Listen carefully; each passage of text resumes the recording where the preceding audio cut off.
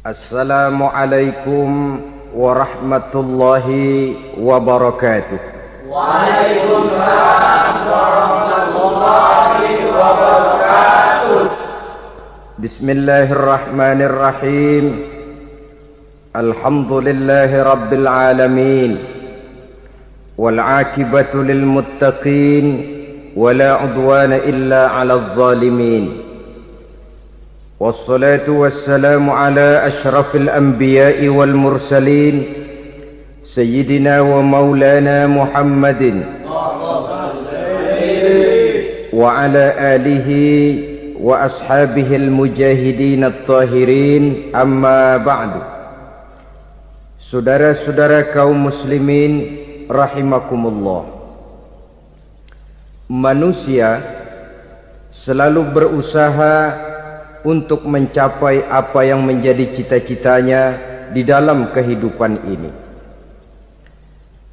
Segala daya dan dana, seluruh waktu dan tenaga, segenap kemampuan dan kekuatan dikerahkan untuk mencapai apa yang dicita-citakan.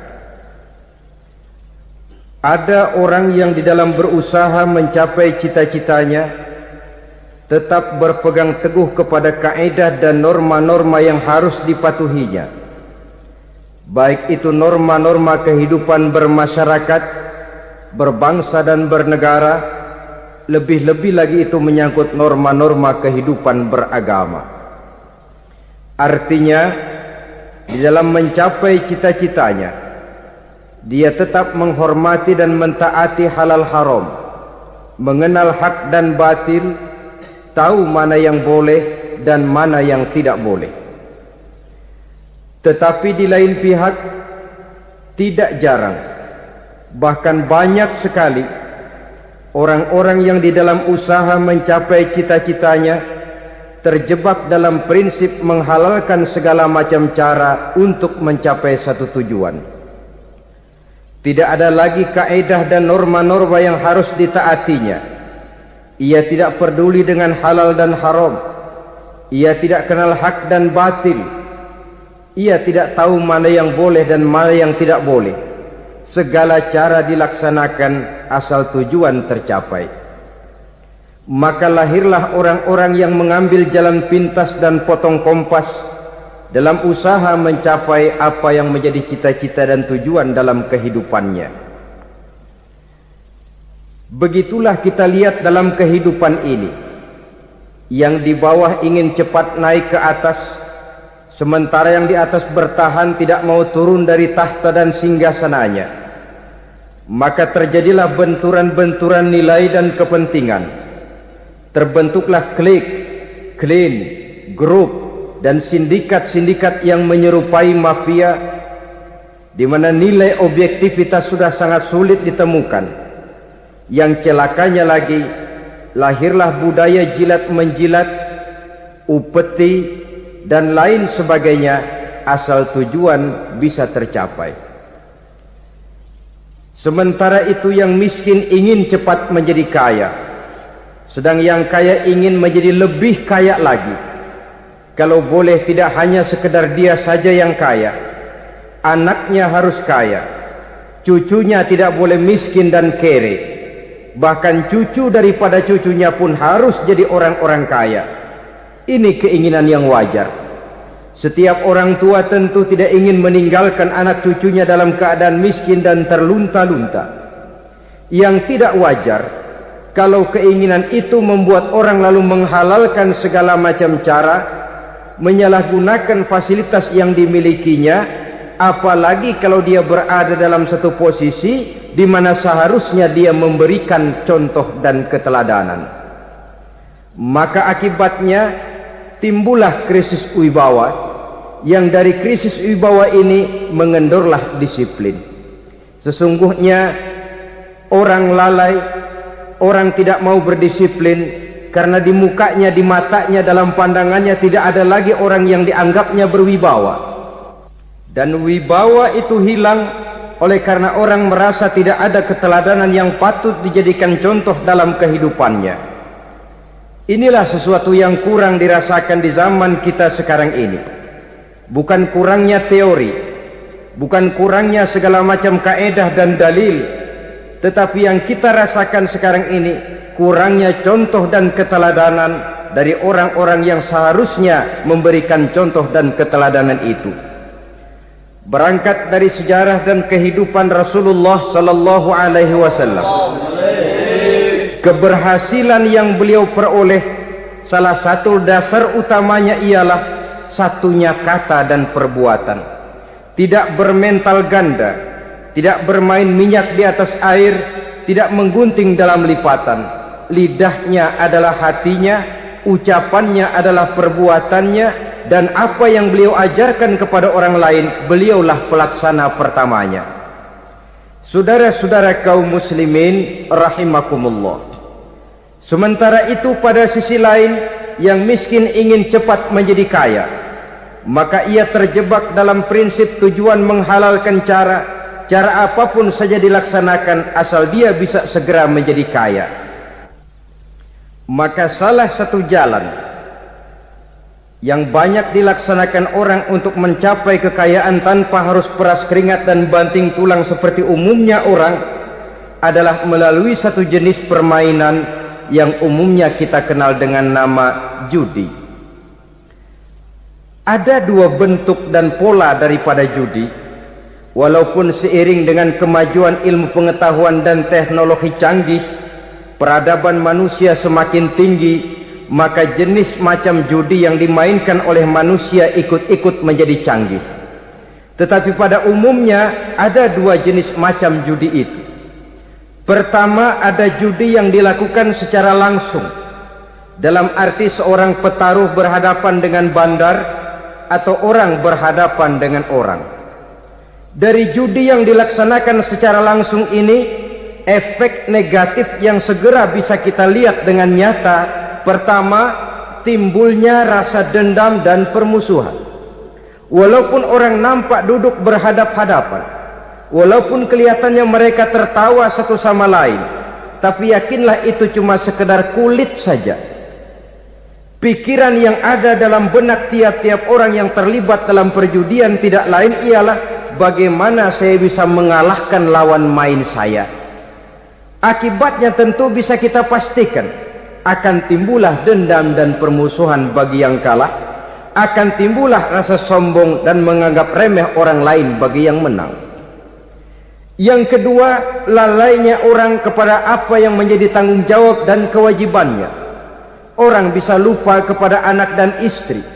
Kalau kepada anak dan istri saja sudah bisa lupa, apalagi kepada yang lain, sebab anak dan istri memang merupakan bagian daripada kehidupan kita. Konon lagi saudara, konon lagi keluarga yang lain, anak istri saja bisa terlupakan oleh penyakit dan permainan yang bernama judi ini. Yang ketiga, hilangnya rasa sayang kepada harta. Harta yang didapatnya dengan peras keringat dan banting tulang, mungkin pergi pagi dan pulang sore. Setibanya dia di meja judi, apalagi uang tadi sudah bertukar dengan dalam bentuk koin, maka rasa sayang kepada harta itu tidak akan pernah ada lagi. Tetapi saudara-saudara, bagaimanapun juga, judi dalam artian langsung semacam ini hanya melibatkan orang-orang tertentu. Artinya selektif. Ada judi yang lebih berbahaya daripada jenis ini, perjudian massal. Taruhlah roulette dan kasino itu judi. Tetapi judi jenis roulette dan kasino ini bahayanya hanya untuk orang-orang tertentu yang memang sudah mapan, kelompok elit. Masa iya bocah angon di kampung main roulette? Apa ia yang tinggal di pinggir kali kenal kasino? Ya entahlah kalau kasino Prambos ya. Dari judi massal semacam ini lahirlah penyakit yang dinamakan tulul amal. Tulul amal, orang yang terlalu panjang angan-angan. Bukan tidak boleh orang bercita-cita, sebab cita-cita itu perlu. Katanya manusia tidak makan masih bisa hidup 1 bulan lebih. Manusia tidak minum masih bisa hidup 3 hari lebih. Tapi manusia tidak punya cita-cita 1 jam pun dia tidak akan bisa hidup. Karena faktor yang membuat kita bergairah menghadapi kehidupan, faktor yang mendorong kita untuk tetap berusaha dan tegar menghadapi resiko, karena adanya cita-cita di dalam kehidupan kita. Tetapi cita-cita tanpa direalisir dengan usaha, cita-cita yang tidak berangkat dari kemampuan yang ada, pada akhirnya hanya akan merupakan cita-cita yang mengawang, tidak akan terwujud dalam kenyataan, dan akan membentuk manusia menjadi orang yang tulul amal, panjang angan-angan, terlalu muluk keinginan, tidak berangkat dari kemampuan dan kesanggupan yang ada pada dirinya sendiri. Maka penyakit inilah yang telah menghasilkan dan melahirkan penghayal-penghayal kelas berat, tukang-tukang ngelamun kelas tinggi yang hidup di angkasa luar. Dan sejarah belum pernah mencatat ada orang menjadi kaya karena judi, itu belum pernah. Saudara lihat saja orang kaya yang namanya Adnan Khashoggi, orang kaya yang namanya Henry Ford, orang kaya yang namanya Aristotle Onassis, orang kaya yang namanya David Rockefeller. Itu seluruhnya menjadi kaya bukan karena mereka terlibat dalam perjudian, tapi karena kerja keras, peras keringat, banting tulang. Dan itu dimulai sejak mereka masih remaja. Sehingga memang ada pepatah, ini baik sekali saya kira. Berpikirlah kamu di waktu pagi, bekerjalah kamu di waktu siang, makanlah di waktu sore, dan tidurlah di waktu malam. Berpikir di waktu pagi artinya belajar di kala muda. Bekerjalah di waktu siang artinya amalkan ilmu itu kalau sudah dewasa. Makanlah di waktu sore, hari tua nanti tinggal menikmati hasilnya. Tidurlah di waktu malam, maksudnya kalau mati, matilah dengan tenang. Logikanya berkaitan. Kalau pagi kita tidak mau berpikir, nanti siang kita tidak akan bisa bekerja. Kalau siang kita tidak mau bekerja, nanti sore makan apa? Kalau sore kita tidak makan, alamat malam tidak bisa tidur. Itu logika. Kalau di kala remaja dan muda kita hanya santai saja, maka hari dewasa kita akan menghadapi hidup ini dengan penuh kebingungan. Kalau hari dewasa penuh dengan kebingungan, alamat hari tua terlunta-lunta. Kalau hari tua terlunta-lunta, kita tidak akan bisa mati dengan tenang meninggalkan alam fana ini. Saudara-saudara kaum muslimin rahimakumullah. Sehingga ada pepatah mengatakan, many a great man start as a newspaper boy, katanya. Banyak orang besar yang mulai pekerjaannya dengan menjual koran. Artinya berangkat dari A.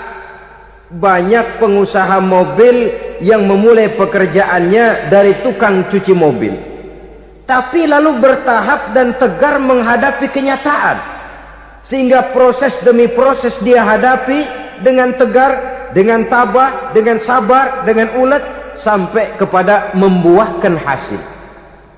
Kita ingin pintas, kayaknya mau, usahanya tidak mau, senengnya mau, peras keringatnya tidak mau. Ini tentunya akan melahirkan kontradiksi di dalam kehidupan. Maka dari jenis perjudian massal semacam ini lahirlah penyakit tulul amal, panjang angan-angan, terlalu muluk cita-cita. Bayangkan saja kalau ini terjadi secara massal, menimpa nasib rakyat kita di pedesaan yang jauh dari keramaian. Tiap hari mereka didina-bobokkan oleh gambaran tentang akan diperolehnya uang dalam jumlah yang banyak dengan angka nol yang berentet. Tiap hari mereka melihat angka-angka itu. Mereka lambat laun akan terseret dalam arus tulul amal ini. panjang angan-angan, muluk cita-cita hanya dengan mengandalkan meja perjudian. Akibatnya timbul penyakit yang kedua, yang ketiga, yaitu malas berusaha. Orang kalau sudah terlalu asik berkhayal, menghitung bintang di langit, malas berusaha. Kalau ada temannya kerja jadi buruh kasar, bawa hasil yang merupakan jerih payah dan peras keringat dia, 1 minggu bergaji 10-15 ribu, diketawain. Apaan gaji lu 10 ribu 15 ribu, entar gua nih kalau ketembus 100 juta entar. Yang 10 ribu dan 15 ribu keringat orang itu dihina, itu dicela, tetapi dia selalu menghitung, entar nih gua, entarnya wallahu a'lam. Saudara hadirin yang saya muliakan, timbullah sikap malas.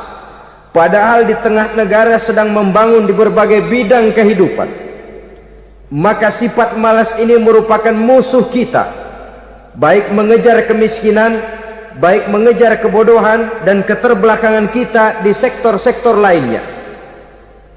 Alangkah akan terganggunya roda pembangunan di negara kita ini jikalau sebagian besar rakyat dihinggapi oleh penyakit malas, yang malas ini dilatar belakangi oleh penyakit tulul amal, terlalu muluk angan-angan, yang angan-angan ini dininabobokan oleh keinginan untuk mendapatkan untung yang besar tanpa peras keringat dan banting tulang. Sasaran yang lebih jauh, dan ini yang paling kita khawatirkan, hancurnya kubu-kubu pertahanan moral daripada bangsa kita. Kita sependapat bahwa lebih penting daripada membangun jembatan adalah membangun manusia yang membangun jembatan, bahwa lebih penting daripada mengaspal jalan raya adalah membangun mental manusia yang melaksanakan pengaspalan itu. Dengan kata lain, membangun dan mempersiapkan manusia pembangunan. Tanpa itu, maka saya merasa khawatir kalau nanti kita tidak akan sampai kepada target yang kita harapkan oleh karena kandas di tengah jalan.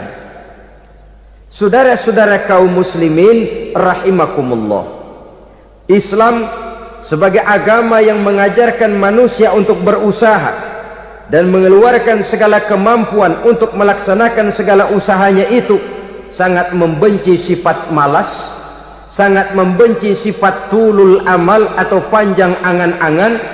Dan oleh karena judi melahirkan dua sifat itu, Islam sangat menganjurkan pengikutnya untuk menjauhi segala macam jenis perjudian, baik yang terang-terangan maupun yang dilakukan secara samar-samar, tidak ketara, judi canggih sesuai dengan canggihnya teknologi daripada manusia itu sendiri. Ini adalah penyakit yang meracuni masyarakat manusia dari sejak berpribadi, bertetangga, berumah tangga sampai kepada berbangsa dan bernegara. Dan kasus-kasus yang timbul sudah cukup banyak, yang tidak mungkin lagi kita katakan hanya sekedar bersifat kasuistis, bersifat kasus-kasus kecil saja. Sebelum riaknya naik ke permukaan, marilah kita membuat benteng untuk masing-masing pribadi muslim memelihara dan menjaga diri, jangan terseret dalam permainan yang bernama judi, apapun bentuknya, bagaimanapun cara dan ragamnya, karena jelas bahayanya lebih besar daripada manfaatnya. Taruhlah kita barangkali kemarin-marin hanyut dalam arus perjudian, tetapi hendaknya kita bisa mengambil pelajaran bahwa seorang mukmin adalah seorang yang apabila dia melakukan kesalahan, dia segera sadar, dijadikannya pelajaran untuk tidak diulanginya lagi pada masa-masa yang akan datang. Dengan sikap semacam itu, kita tidak lagi akan mengulangi kesalahan-kesalahan lama, dan grafik kehidupan kita dari hari ke hari akan makin menunjukkan hal-hal yang baik dan positif adanya. Saudara-saudara kaum muslimin rahimakumullah, kalau ABRI masuk desa, rakyat beruntung. Kalau jaksa masuk desa, rakyat bahagia. Kalau koran masuk desa, rakyat ikut jadi cerdas. Tapi kalau judi masuk desa, rakyat kiamat. Pembangunan akan terbengkalai, roda perekonomian akan lesu. Karena mestinya orang membelanjakan uang untuk sesuatu yang dia perlukan, akhirnya dia belanjakan untuk sesuatu yang dia tidak perlukan, karena gambaran, khayalan akan mendapat keuntungan yang jauh lebih besar lagi. Padahal istilah orang-orang tua kita dulu, lebih baik makan singkong betulan daripada makan roti ngimpi.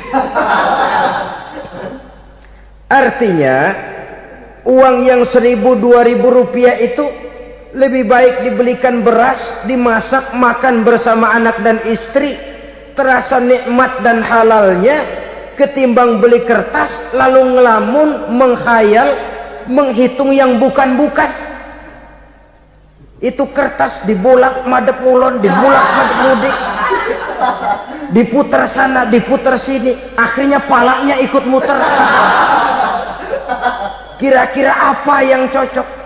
Masih belum puas, kertas dilihat, orang gila ditanyain. Sudah tahu waras, orang gila yang ditanya. Masih belum puas, nanya orang gila, tidur di kuburan. Allahu Akbar. Padahal di rumahnya tempat tidurnya empuk, anget, nggak ada nyamuk. Kuburan, tidur di kuburan. Dampak-dampak negatif yang semacam ini pada gilirannya mau atau tidak mau akan menyeberang kepada garis akidah, membahayakan dan mengancam nilai-nilai tauhid yang kita miliki. Sudah kertas dibolak-balik, tidak puas, orang gila ditanya. Orang gila ditanya belum maram, tidur di kuburan. Barangkali ada bisikan. Saudara hadirin yang saya muliakan, memang walaupun wahyu sudah berhenti, tapi Allah masih memberikan ilham kepada hamba-hambanya yang dikehendakinya. Tetapi ilham itu bentuknya positif. Kalau saudara pagi-pagi berniat, tahu-tahu datang pikiran nanti malam mau ngaji, itu namanya ilham. Kalau saudara sedang merenung, tahu-tahu datang pikiran, saya mau sedekah, itu namanya ilham, bentuknya positif. Tapi kalau ngelamun, tahu-tahu datang pikiran nomor sekian sekian sekian pasang, itu bukan ilham, itu belis. Saudara hadirin yang saya muliakan, tidak puas tidur di kuburan, cari yang lebih paten lagi, dukun ditanya. Nah, saya ingin menuduhkan persoalan. Apa tidak boleh orang ziarah kubur? Apa tidak boleh orang pergi ke dukun? Ini dalam kaitannya dengan judi, karena ini penyakit yang sudah merajalela, mewabah di kalangan masyarakat kita di lapisan yang bawah ini. Saudara hadirin yang saya muliakan, ziarah kubur bukan saja boleh, malah dianjurkan oleh Nabi. Tetapi ziarah kubur yang dianjurkan oleh Nabi itu dengan tujuan pertama, agar orang ingat kepada mati. Kafa bil mauti wa'izah, kata Nabi. Cukup dengan mengingat mati menjadi pelajaran bagi kamu semua. Maka etikanya diajarkan, kalau saudara ziarah kubur, sampai di depan pintu kubur itu kan, Assalamualaikum ya ahlal kubur wa inna insyaallahu bikum lahikun. Kami satu saat insya Allah pasti akan menyusul kamu. Kalau kamu sekarang berbaring di sini, satu saat kami akan berbaring di sini. Ziarah kubur mengingatkan orang kepada mati. Orang yang ingat kepada mati, gaya hidupnya lain dengan orang yang tidak ingat mati. Nah, orang kalau nggak ingat mati, gaya hidupnya nggak terkontrol. Kalau dia berkuasa, Fir'aun. itu nggak ingat mati. Kalau dia kaya, korun, sudah gambarannya nggak merupakan gambaran-gambaran yang baik. Orang yang ingat mati, dia berkuasa, dia berlaku adil. Suatu saat saya akan mati dan ini akan dimintakan pertanggungan jawab. Orang kaya ingat mati, dia akan jadi pemurah. Kenapa? Kalau saya diberikan ilmu, pertanyaan akhirat cuma satu, ilmumu kau amalkan untuk apa? Kalau saya diberikan umur panjang, pertanyaan akhirat cuma satu, umurmu kau habiskan di mana? Tapi jikalau saya diberikan harta, pertanyaan akhirat ada dua, hartamu kau dapat dari mana, kau belanjakan kemana? Depannya ditanya, belakangnya ditanya. Dapat dari mana, dibelanjain kemana? Sebab dua-duanya berkaitan dengan kegiatan. Kadang-kadang dapatnya dari jalan yang baik, tapi keluarnya ke tempat yang tidak baik, itu pun tidak betul. Atau dapatnya dari yang tidak baik, tapi dibelanjakan untuk yang baik, itu pun tidak bisa diterima. Oleh karenanya, dengan mengingat mati, gaya hidup seseorang jadi terkontrol karenanya. Yang kedua, dianjurkan kita untuk berziarah kubur itu mendoakan orang-orang yang sudah meninggal. Mal mayyitu fi qabrihi illa kal gharikil mutaghawis, kata Nabi.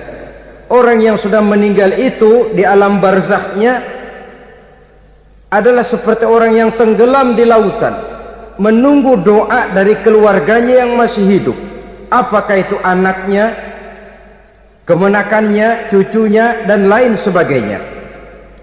Adapun yang kalau kita ziarahi itu kuburnya orang-orang yang kita tahu merupakan orang soleh, orang yang berjiwa bersih, yang kita kenal ketakwaannya kepada Allah Subhanahu wa ta'ala, tidak ada salahnya kita bertabarruk, asal jangan dengan satu keyakinan bahwa dia secara mandiri bisa mendoakan kita.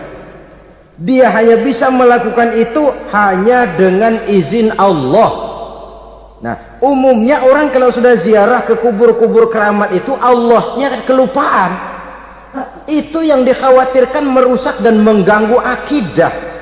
Sehingga di awal-awal perkembangan Islam, Nabi pernah melarang orang ziarah kubur itu. Ini bisa kita simak dari hadis, kuntu nahaitukum an ziyaratil qabri fazuruha. Dahulu aku pernah melarang kamu untuk ziarah kubur, adapun sekarang kalau mau ziarah, ziarahlah kamu.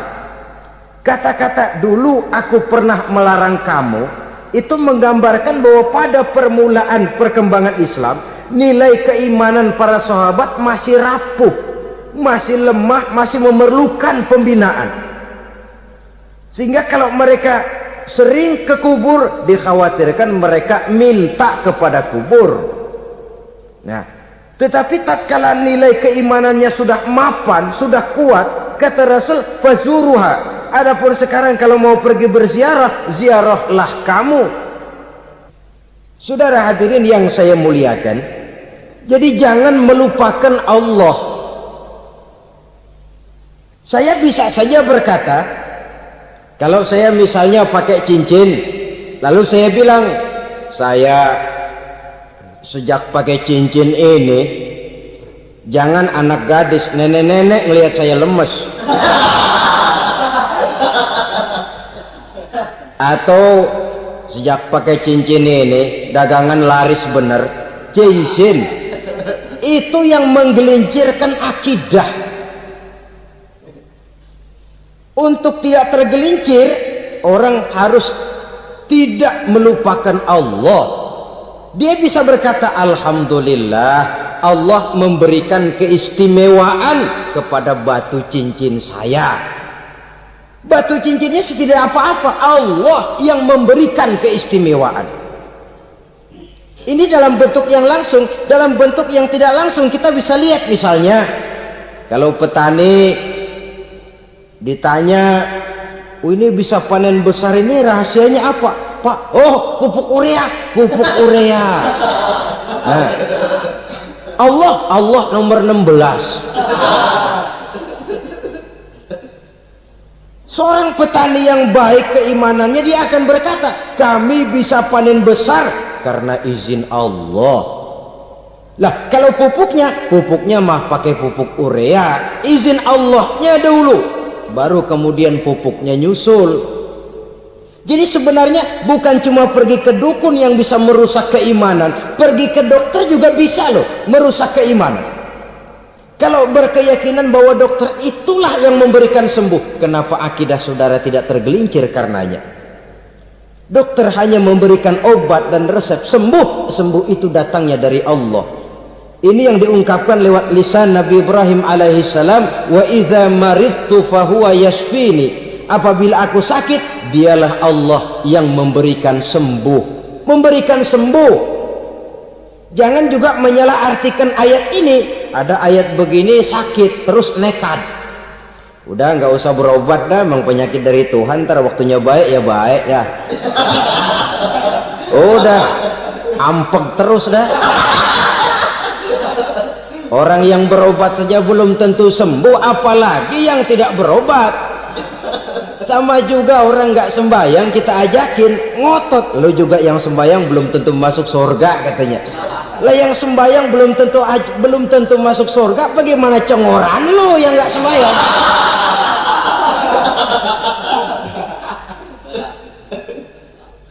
Saudara hadirin yang saya muliakan, kaum muslimin yang berbahagia. Jadi dengan demikian, maka jangan menghilangkan Allah. Kita, ajaran pokok dalam Islam adalah ajaran tentang tauhid. Nah, tauhid ini menyangkut mengesahkan Allah, baik di dalam zatnya, baik di dalam sifatnya, baik di dalam perbuatannya, baik di dalam beribadah kepadanya. Tauhid dalam ibadah itu ada. Tauhid dalam zat artinya zat Allah itu tidak tersusun, tidak terdiri dari bagian-bagian yang bisa dipecah-pecah. Ya seperti kita ini kan ada kepala, ada kaki, ada tangan. Allah tidak tersusun zatnya dari bagian-bagian. Esa zatnya tidak bisa dibagi-bagi. Esa sifatnya artinya Allah itu sifatnya tidak pernah berubah. Sejak dahulu sampai sekarang Allah itu cinta kepada orang beriman yang melakukan kebaikan, dan Allah benci kepada orang kufur yang melakukan kejahatan. Mustahil satu saat Allah berubah, orang kufur yang berbuat kejahatan didemenin, orang mukmin yang berbuat kebaikan dikeselin. Misalnya tahun 2000 Tuhan giliran jengkel sama orang mukmin. Itu mustahil, dia esa di dalam sifatnya. Lain dengan sifat kita manusia. Sifat kita ini kan relatif. Ada saatnya kita senang, lain saat yang kita senang betul kita caci maki. Hari ini kita caci maki, besok kita puji. Lihat teman kaya, habis kita omongin, boleh jadi dia kaya. Kenapa? Dukunnya 36. Begitu kita habis caci maki begitu, dia datang ngasih duit sama kita, cacian itu bisa berubah menjadi pujian. Lu ya emang bukan main dah. Sifat kita itu relatif, bisa terpengaruh oleh situasi dan kondisi. Saudara hadirin yang saya hormati, kaum muslimin yang berbahagia, Allah juga esa di dalam perbuatannya. Artinya di dalam menciptakan apapun yang akan diciptakan oleh Allah, di dalam melakukan apapun yang akan dilakukan oleh Allah, tidak terikat kepada faktor lain, tidak memerlukan bantuan lain. Dia adalah mutlak. Nah, kemudian kita mengesahkan Allah dalam zatnya, mengesahkan Allah dalam sifatnya, mengesahkan Allah dalam perbuatannya, belum tentu berarti kita mengesahkan Allah dalam ibadahnya. Sebab banyak orang yang yakin betul Allah itu esa, teguh dengan pendiriannya. Tuhan lu siapa? Allah. Allah bagaimana? Esa. Bagaimana kalau dua? Kagak. Tiga? Enggak. Mantap. Soal tahlil paten. Tapi dalam ibadah kadang-kadang dia tidak mentauhidkan Allah. Ini makna wa ma umiru illa liya'budullaha mukhlisin. Kami tidak memerintahkan kepadamu kecuali untuk beribadah kepadaku, kata Allah, dengan ikhlas. Beribadah kepada Allah dengan ikhlas itu artinya apa? Beribadah hanya untuk Allah saja. Nah, kalau hanya untuk Allah saja, lalu kita minta berdoa di depan kuburan orang yang soleh, apa syirik? Tidak syirik. Kalau kita berkeyakinan bahwa orang tempat kita memanjatkan doa itu hanya bisa mendoakan kita dengan izin Allah. Dia sendiri tidak punya kekuasaan apa-apa. Tanpa izin Allah dia tidak bisa berbuat apa-apa. Itu tidak menyebabkan orang menjadi syirik. Sama saja dengan kalau saya berkata tadi, alhamdulillah Allah telah memberikan keistimewaan kepada batu cincin saya. Apa salahnya Allah memberikan keistimewaan kepada benda-benda mati? Allah memberikan keistimewaan kepada Hajar Aswad, benda mati. Allah memberikan keistimewaan kepada Masjidil Haram, benda mati. Allah memberikan keistimewaan kepada Ka'bah, benda mati. Orang tawaf keliling Ka'bah, sembahyang di Masjidil Haram, sujud menghadap kepada Ka'bah, apakah jadi syirik? Tidak. Kita tidak menyembah Ka'bahnya, kita menyembah yang punya Ka'bah itu. Nah, di sini kita lihat bahwa fungsi Ka'bah hanya merupakan wasilah. Tapi kalau Allahnya kita hilangkan, jadilah kita penyembah batu. Hanya saja batu itu berbentuk 4 bernama Ka'bah. Sa'i, orang yang melaksanakan haji, lari-lari antara Safa dan Marwah, amalan apa itu? Seakan-akan kita menghormati bukit-bukit, gunung-gunung. Tapi bukan itu yang kita tuju dalam pelaksanaan sa'i itu. Yang kita tuju adalah ini perintah Allah. Allahnya yang diutamakan. Maka hal semacam ini tidak menyebabkan orang menjadi syirik dan tergelincir dari tauhid. Tapi kalau ziarah kubur dengan niat cari buntutan, cari nomor yang cocok, ini niatnya saja sudah salah. Nah, kalau berangkat dengan niat yang salah, sampai di sana saya yakin, seyakin-yakinnya amalannya pasti salah. Lah, kubur yang diziarahin bukan kubur orang soleh. Ya mana ada orang soleh ngasih kode buntut. Ada juga orang salah, bukan orang soleh itu. Kadang-kadang dia nggak tahu kuburan siapa, nongkrong aja di situ. Memang sulit, saudara-saudara. Mental ya, namanya mental. Kalau memang mental sudah mental judi, apa saja bisa dijudiin. Jadi orang nggak perlu sebenarnya pemerintah terlalu gini, nggak usah. Kembali saja kepada mental. Kalau mental memang sudah mental judi, apaan aja bisa dijudiin. Pulang tengah malam nabrak babi, babi yang keluar nih.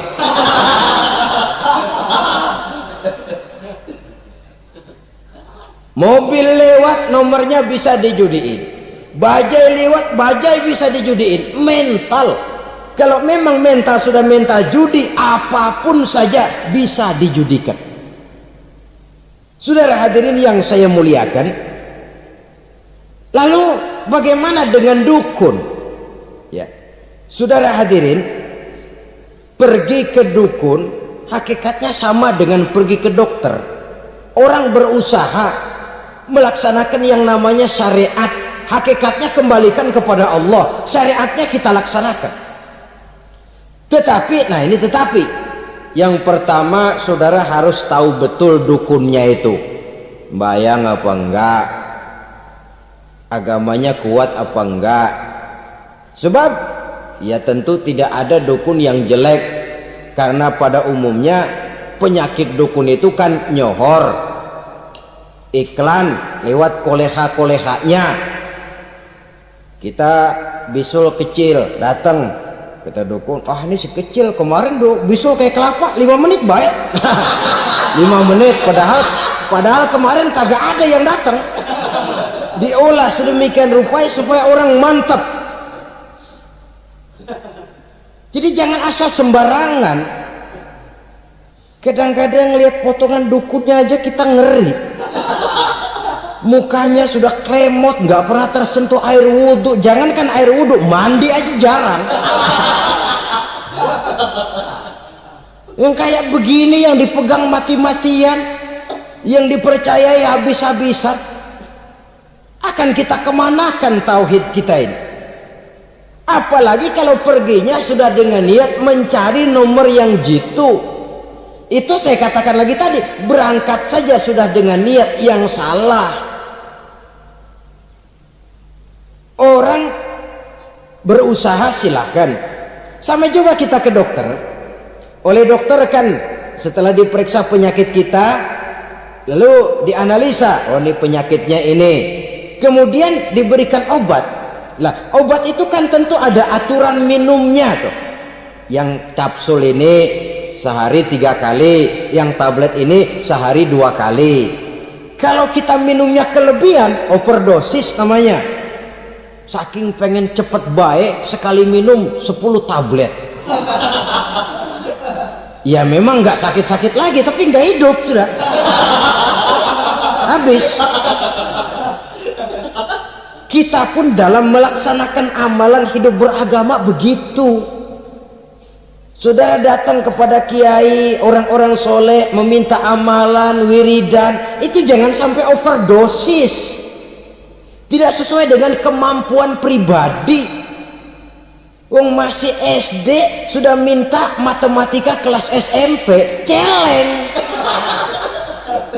Baru SMP sudah minta diajarkan filsafat kelas perguruan tinggi, semaput. Kenapa? Daya tampungnya nggak kuat. Emang ukuran secangkir, minta disiin seember, ya luber. Lebihnya nggak cukup. Kenapa? Yang diberikan, yang diamalkan tidak sesuai dengan makomnya, tidak sesuai dengan kemampuan yang ada pada dirinya.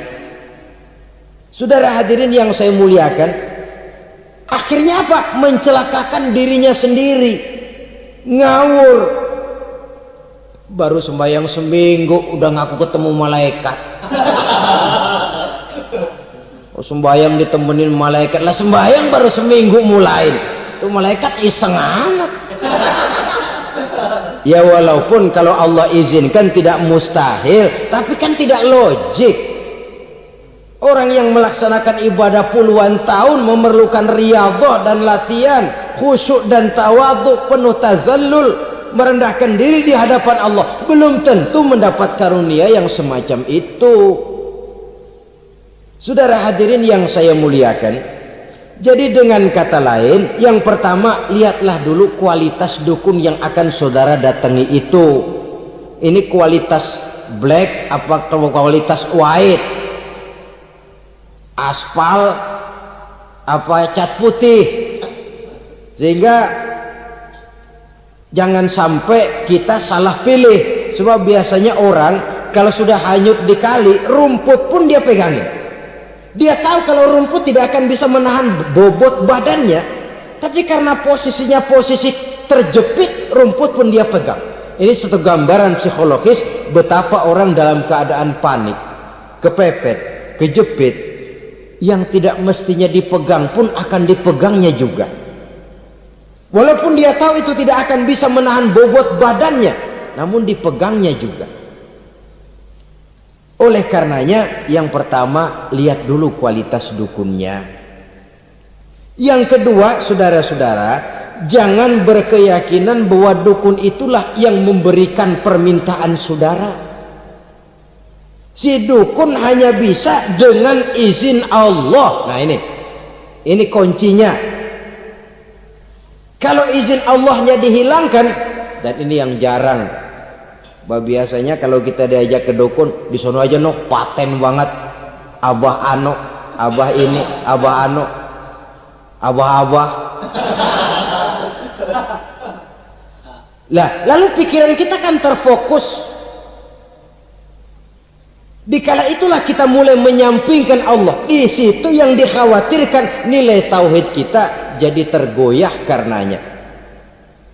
Bahwa orang yang kita datangi, yang kita kenal kesolehan dan ketakwaannya, hanya bisa memberikan pertolongan dengan izin Allah. Dengan izin Allah dia doakan kita dan doanya kabul. Dengan izin Allah dia penuhi hajat kita dan hajat kita jadi terlaksana, jadi kenyataan dengan izin Allah. Sebab Allah itu memberikan keistimewaan.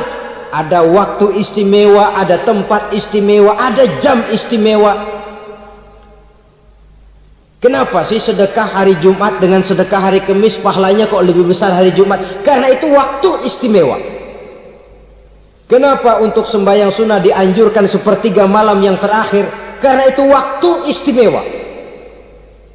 Kenapa doa di multazam, di dekat Hajar Aswad, di Hijr Ismail, di Raudhah dikabulkan Allah? Karena itu tempat istimewa. Memang kadang-kadang ada orang berkata, kalau mau berdoa kenapa mesti di kuburan wali? Di rumah juga berdoa, Tuhan dengar. Betul, Tuhan dengar, bahkan tidak berdoa pun Allah tahu isi hati kita. Tapi soal dikabulkan atau tidak itu hak Allah. Dan Allah memberikan fasilitas kepada tempat-tempat tertentu dan istimewa.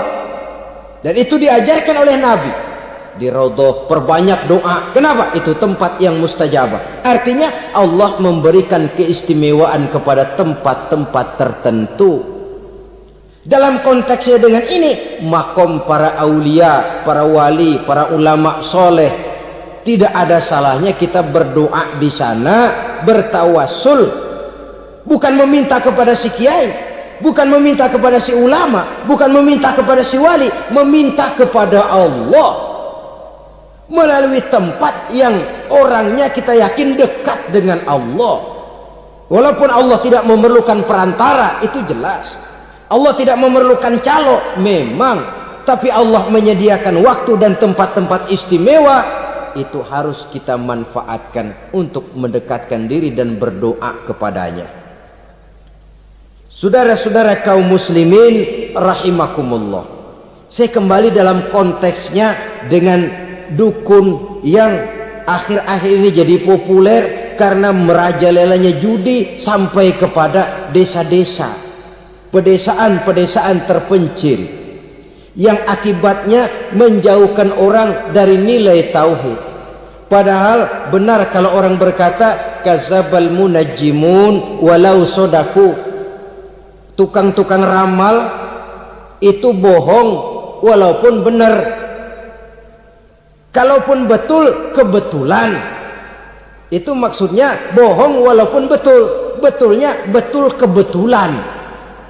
Maka para remaja itu biasanya gemar kepada membaca bintang Anda minggu ini, kan begitu toh?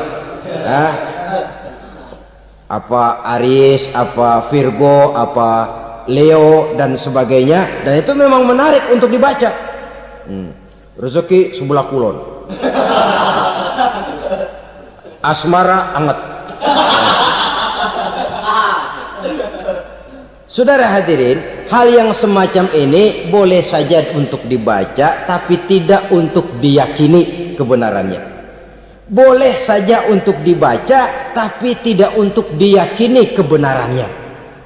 Karena meyakini kebenarannya sama saja dengan mendahului Allah. Dan itu bisa menggelincirkan nilai-nilai tauhid kita. Tauhid dalam ibadah, saya katakan tadi, menyembah hanya kepada Allah, bermohon hanya kepada Allah dengan menggunakan fasilitas-fasilitas yang disediakan oleh Allah, baik berupa waktu maupun tempat-tempat tertentu dan orang-orang. Ya, kalau waktu dan tempat saja ada yang diberikan keistimewaan oleh Allah, padahal tempat itu benda mati, apalagi manusia yang merupakan makhluk hidup. Saudara hadirin yang saya muliakan, saudara-saudara kaum muslimin yang berbahagia, sehingga dengan demikian kita tetap menjaga nilai-nilai akidah, dan dengan ini syariat kita laksanakan tanpa membuang hakikat.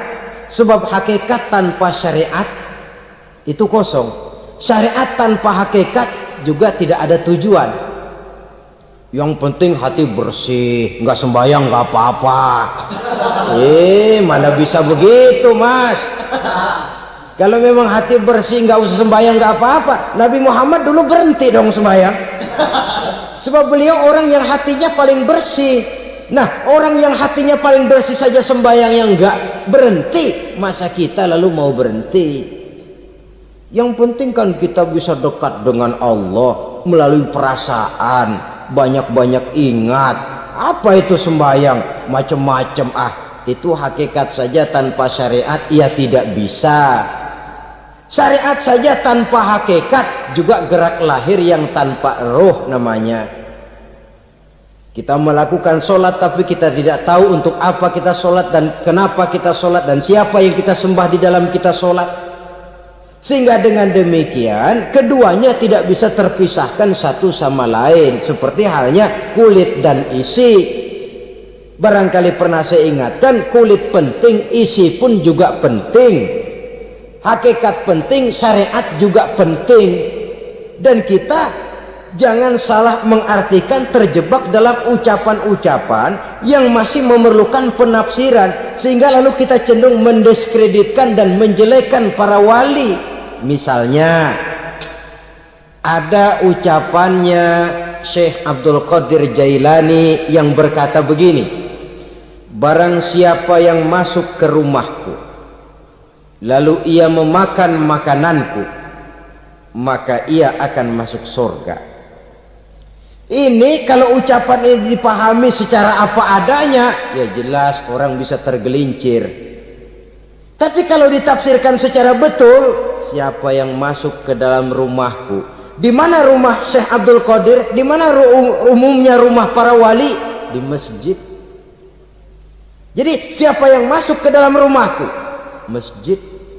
Lah kalau sudah di dalam masjid, makanannya apa?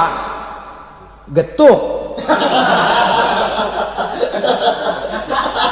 Tentu saja tidak. Kalau sudah di masjid itu ya makanannya ya wirid, zikir, tahajud, baca Quran, paling kurang iktikaf. Jadi siapa yang masuk ke masjid lalu dia sujud, wirid, zikir, ya jelas saja surga.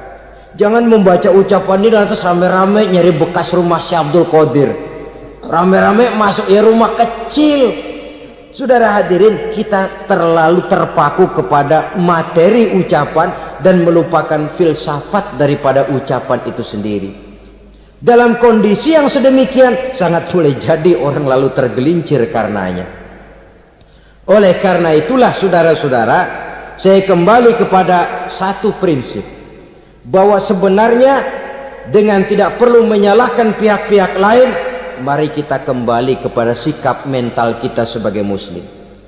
Kalau mental memang sudah mental penjudi, apapun bisa dijudikan. Tapi kalau mental itu tidak ada, walaupun di kiri kanan dan depan belakang banyak dibuka tempat-tempat perjudian, saya yakin kita akan mampu menahan dan menjaga diri. Sikap mental inilah yang memerlukan pembinaan dari kita semua, sehingga dengan demikian kita akan menjadi pribadi-pribadi yang bisa bertahan dari segala gempuran-gempuran yang datang dari luar karena adanya prinsip ketahanan mental itu tadi. Sekali lagi saya ingatkan bahwa judi selamanya tidak akan pernah mendatangkan kebahagiaan. Judi tidak akan membuat orang menjadi kaya.